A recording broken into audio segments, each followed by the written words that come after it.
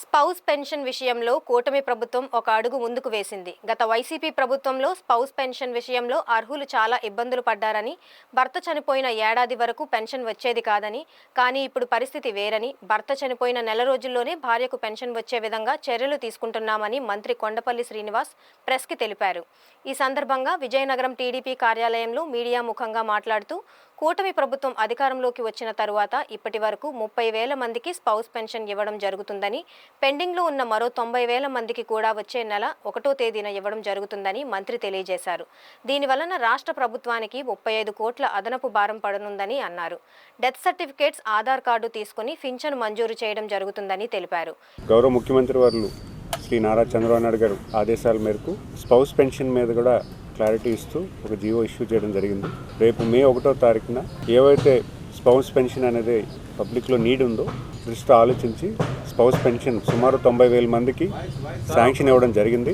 90,000 pensions కూడా రేపు 1వ తారీఖున ఇవ్వడం జరుగుతుంది. గత పాలకుల్లో హస్బెండ్ చనిపోతే పెన్షన్ అనేది వైఫ్కి రావడం అనడానికి సుమారు 6 నెలలు సంవత్సర కాలం పాటు వెయిట్ చేయాల్సిన పరిస్థితి ఉండింది. మరి దాన్ని ఆ సిచ్యువేషన్ ఉండకూడదు. ఎందుకంటే ఓల్డ్ ఏజ్ పెన్షన్లో ఒక పెన్షన్దారుడు కాలం చేస్తే స్వర్గస్థులు అవుతే వైఫ్కి రావాలంటే ఆ 6 నెలలు వెయిట్ చేసి వాళ్ళకి ఇబ్బంది పడే పరిస్థితి ఉండకూడదని ఈరోజు హస్బెండ్ చనిపోతే స్పౌస్ పెన్షన్ వెంటనే వైఫ్కి అంటే భార్యకి వచ్చేలాగా ఒక కార్యాచరణ చేయడం జరిగింది. 35 కోట్ల రూపాయలు రేపు 1వ తారీఖు నుంచి ఈ 90,000 మందికి ఇవ్వడం జరుగుతుంది. మరి అంతేకాకుండా ఎవరైతే ఈ 90,000 మంది ఉన్నారో వెల్ఫేర్ అసిస్టెంట్ వాళ్ళు కోఆర్డినేట్ చేసుకొని husband taluka death certificate and wife taluka Aadhaar card details తీసుకొని అవి రేపు 1వ తారీఖున మంజూరు చేయడం అవుతుంది.